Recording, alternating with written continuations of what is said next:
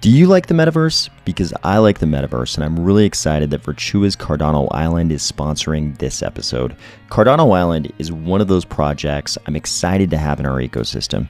There are small, medium, and large plots, also condos, plans for 4 main sections, different zones and districts, fan caves to display NFTs, 6 different land resources, land bots, non-player character slots, slots for our Cardano Summit 2021 NFTs, other games, and lots more features.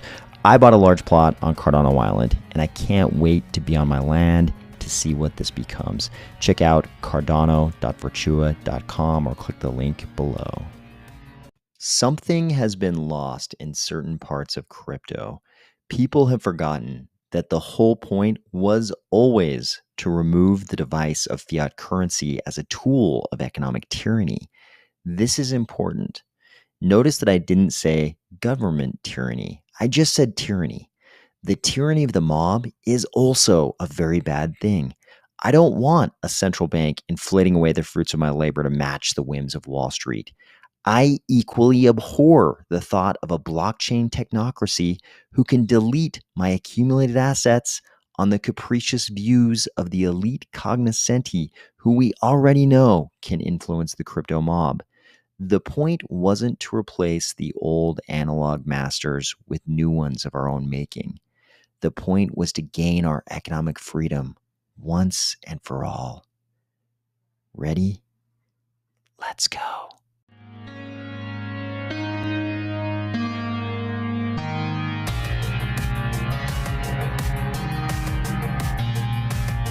Today, we are going to discuss a prediction Nick Szabo made half a decade ago that seems to be coming true right now in a bad way for our biggest competitor, ReadyPlayerMe, making a pretty big leap forward in the metaverse space, some more previews from Cardano Island and Cornucopias, and more good progress toward the Vasil Hard Fork Combinator event. If your first thought when you saw this image was, is it slightly green because it's episode 420? Or if you're finding value in these videos each weekday, please just consider it. I'm just asking you to consider delegating to the Army of Spies stake pool, ticker AOS. Vasil Progress is looking even better today, guys. Look at this. We've got 46% of nodes reporting version 1.35.3. And more importantly, over here in this graph, we have got 33% of the blocks in Epic 359 on 1.35.3. You'll notice these are two different things. So we've got nodes over here who are reporting what version they're using, and then we've got the count by blocks in Epic 359. So obviously, this is going to be a bigger number in I think up until the Hard Fork Combinator event. This is probably going to be a bigger number than this number over here because the nodes that are just kind of out there are not the same as the stake pools that are actually producing blocks. But this is great progress just in the last day. Let's go on another little crypto historical adventure. This time, let's go back half a decade, 5 years, to June 4th, 2017. That was the day when Vitalik made this post. Casper can survive 51% attacks happening once in a while. We can just delete the attacker's deposits and keep going. This was startling in the context of summer 2017, and it's startling even now because it definitely and very obviously flies in the face of an idea we've had in crypto for a long time. And that's that it would be really great if assets were confiscation resistant. We talk a lot about censorship resistance, especially these days in August 2022, but being confiscation resistant has always also been a really important virtue of crypto. That was one of the great things about Bitcoin, this idea that it would be very difficult for someone to confiscate it from you if you just memorized a seed phrase and didn't record it anywhere. You could literally be locked up in a jail cell for 10 years and nobody would be able to confiscate that from you as long as that seed phrase stayed inside your head. What Vitalik's saying here is, okay, maybe the government can't confiscate your funds, but we can delete them. We'll talk about the we part in just a second. The word can is the part that I think is most troubling about this entire post, because can implies capacity. And if there's capacity but not a certainty, that means a decision is being made. There's some kind of discretion. Obviously, that's where the we comes in. Somebody has discretion to delete the attacker's deposits. It's not like the blockchain just automatically deletes the attacker's deposits. Sure, we have slashing, obviously, in Ethereum post-merge, but here Vitalik is using the word can because he's talking about social slashing, when everybody gets together and decides they're going to delete the attacker's deposits. Crypto luminaries of the day pretty immediately took notice of Vitalik's tweet. Here we see a response from Nick Szabo. You might know Nick Szabo because he's someone that a lot of people believe could be Satoshi Nakamoto. And there's kind of an interesting theory around the name Satoshi Nakamoto, if Nick Szabo is Satoshi. Some people believe that Nick Szabo may have taken the Japanese convention of putting the family name first and the given name second, so that his name would be Szabo Nick, and then coming up with the Satoshi Nakamoto name based on his initials, SN, under that convention. But here Nick Szabo posts, who is we? I think this is a really important question. He says, who is we? Programmers making legal and accounting decisions? Ethereum is headed for either a huge bureaucracy or disaster. And of course, people down below said that the we is not, is not the core developers. The we is, the group of honest stakers, honest stake pool operators, honest nodes on the network who would slash the attacker. But I think Nick Szabo is pointing out something really interesting. When you try to create a system where any party in, any kind of a system, a societal structure, any kind of an ecosystem, when any party, in this case, you could argue it's like the entire ecosystem minus the attacker, but that's still, a party, a group of people. When any group of people can take the property of another group of people, and there's discretion involved, which there would be in this case. I mean, this social slashing thing doesn't just happen. It's something that happens socially. It's the discretion of all the other stake pools, all the other nodes on the network. Where you've got discretion and anybody can take someone else's property, you have to have one of two things: bad outcomes or a gigantic bureaucracy that eventually inevitably becomes so inefficient that you have bad outcomes. So we can all kind of imagine the Orwell Animal Farm aspect of this.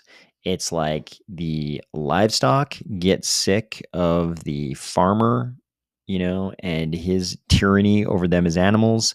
So they kick the farmer and the other humans out of the farmhouse. They take over, and pretty soon the pigs are running the farm just like the humans once did.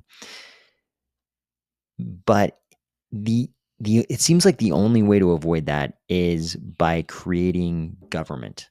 I mean, this is basically what government does. Government decides when assets can be taken from one party and given to another. We see this in the form of fines and forfeitures and taxes and subsidies, all these things. This is a huge part of what government does. And this requires exactly what Nick Szabo is pointing out here, a huge bureaucracy. You have to build a huge government in order to do these kinds of things without it breaking down, without there being injustice that's severe enough that those whose assets are confiscated eventually can show that there was unjust confiscation. And when everybody understands that there's unjust confiscation going on, the system definitely breaks down.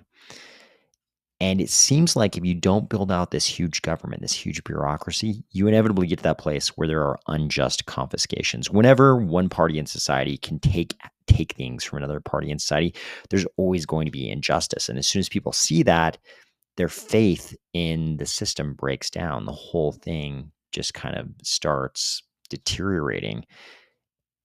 And it doesn't seem like the same people who are good at coding a blockchain are necessarily good at creating a governance system. This is what the entire academic fields of political science and legal studies, they're all about studying government, how government works. And people spend entire lifetimes, trying to study political science and the law, legal studies. These are very detailed, in-depth fields of study. We all obviously have come up in crypto where there's this aspiration that code can be law. And that would be fantastic. And in some cases, code can govern a lot, certain behaviors. In blockchains, we figured out that code is really good at governing what you do with financial transactions.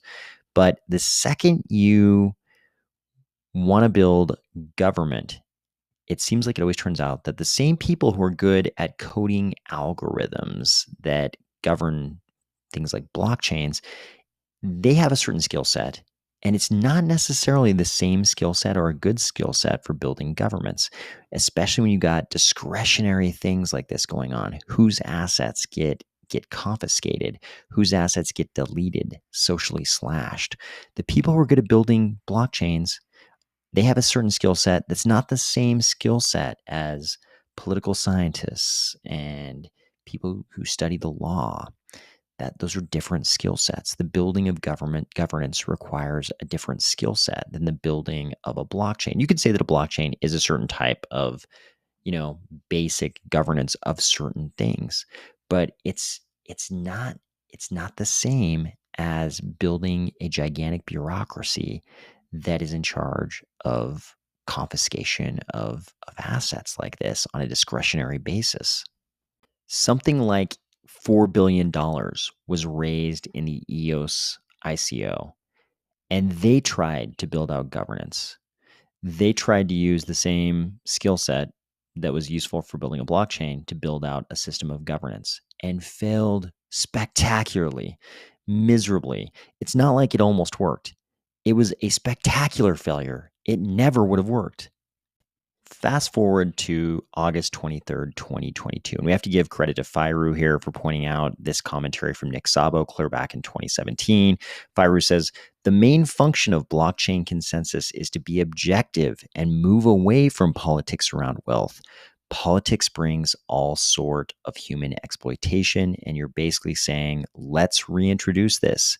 This isn't an innovation, it's a step backwards. I can't help but agree when I see what Firu was responding to here, and it was this post.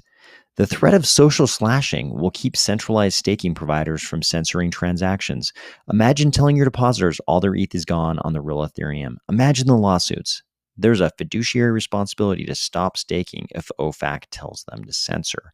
So this is the idea that centralized entities, you can imagine centralized exchanges like Coinbase. You can imagine, maybe even, you know, uh, uh, an entity that bills itself as decentralized like Lido. Lido, I think a lot of people on Ethereum would like to say Lido is decentralized. If you've got a DAO and the activities of the platform are being dictated by a DAO, people like to throw the decentralization label on that. But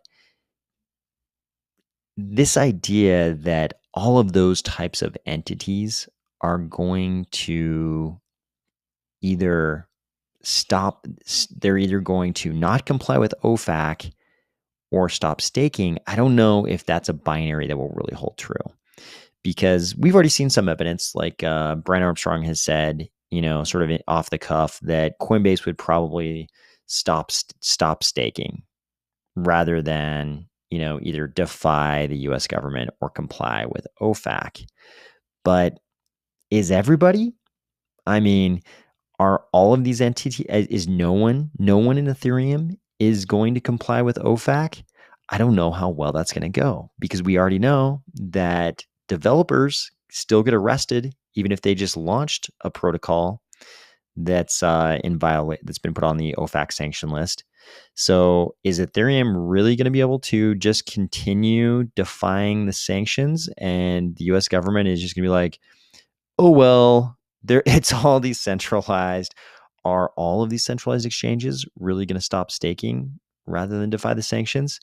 I don't know if this is going to hold up, because in order for them to actually start socially slashing anybody who complies with these US federal sanctions, they've got to make some decisions. There's got to be some discretion there. And the second they start exercising that discretion to delete the assets of anybody in the ecosystem, you get into this little spiral where you've got to build up this bureaucracy, build this government that decides who gets slashed. I mean, even if you just keep it real simple and you say it's social consensus, you have to decide, like, what amounts to that consensus? Like, how are they deciding who gets slashed? There's some level of discretion there. And anywhere you've got this non-objective discretion, Firu points it out here, politics brings all sort of human exploitation. The main function of blockchain consensus is to be objective. The second we're not being objective, when we're being subjective and saying this party deserves to be socially slashed, the objectivity kind of leaves the discussion. You'll notice there's also significant mission creep here. In 2017, Vitalik was talking about socially slashing 51% attackers. Here, the discussion is centered on socially slashing anybody who complies with US federal sanctions. Those are two very different things. So what we know is that the number of categories that can get you of things that can get you socially slashed is expansive. It's expanding. They can increase. The number of those categories can increase. And deciding what categories should get people socially slashed is going to require some discretion. And if more than one person has to exercise that discretion, then by definition, you kind of need some amount of bureaucracy or governance. That's pretty much what governance is. More than one person exercising discretion about something, making decisions. How do plural people make decisions? That's what governance is. I can't see how Ethereum gets out of this without Nick Szabo's prediction coming true.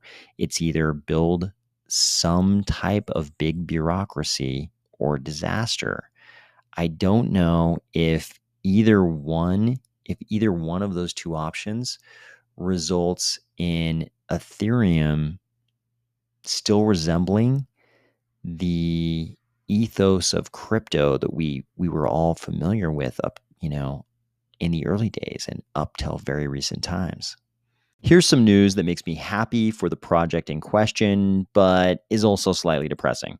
So ReadyPlayerMe, who you probably know, sort of provides the avatars for some of our Cardano metaverses like Reach and Pavia. I like using ReadyPlayerMe. I think ReadyPlayerMe is great. I think I'm going to love some of the native avatar systems in some of the other metaverses too, but I actually like using ReadyPlayerMe. I think they do a great job in the avatar game. So ReadyPlayerMe is announcing we've closed a $56 million Series B funding round led by A16Z. So, of course, in the Cardano ecosystem, we're not the biggest fans of giant VC firms, for good reason, I think. But I am happy that a project I like, ReadyPlayerMe, is getting some money so they can do more great things. I wish I wish VC funding wasn't such a big feature in crypto. I wish we were already past that point. I wish we were already at the point where other funding mechanisms were more important, but I'm afraid we're still in that VC phase of crypto. Cornucopias has released a full video on their custom domes builder kits. So we've sort of got the sort of modern commercial builder kit. Then we've got the Concert Experience Builder Kit. Then we've got the Bunker Battle Builder Kit. And there's also this sort of Tropical Paradise Builder Kit, which can be kind of, it seems like it can be mixed and matched with, at least the commercial building kit and this bunker battle game kit. So it's going to be interesting to see the way people try to build what I hope are going to become real businesses in the metaverse in these custom domes. I'm really curious to see, can people actually build, like use this commercial builder kit to build a place where they do real business and people are paying real ADA, or the in-game token of this metaverse, whatever, some kind of Cardano based crypto asset. Are they paying real money for something that someone's providing in those commercial buildings? Will people pay real money to go to a concert in one of these concert experience custom domes? Will people pay real money even to play, some of these games that people build with these bunker battle kits? I'm really curious to see if these entrepreneurial type ventures can be successful at this stage in the development of the metaverse. I hope the answer is yes, but the video looks really good. As you would guess, given that it's Unreal Engine 5, everything looks beautiful.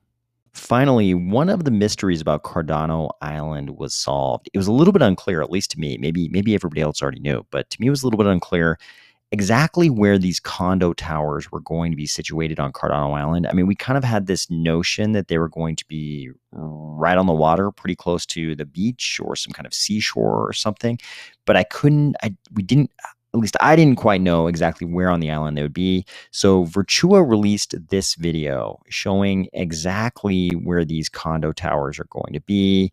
I won't play the video for you here, but you can kind of see one is pretty close to that area where I think some people in the Army of Spies might situate their parcels. Then we've got another one about halfway across the island, and then one is clear over on the other side of the island.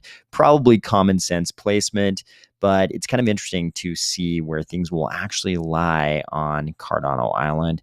I'm excited for this land claim event. We still don't know when it's going to happen, but I'm excited for it to happen and see an actual metaverse start to take shape. We've talked about it before on this channel, but previous metaverses, it seemed like the location was also part of the luck of the draw thing.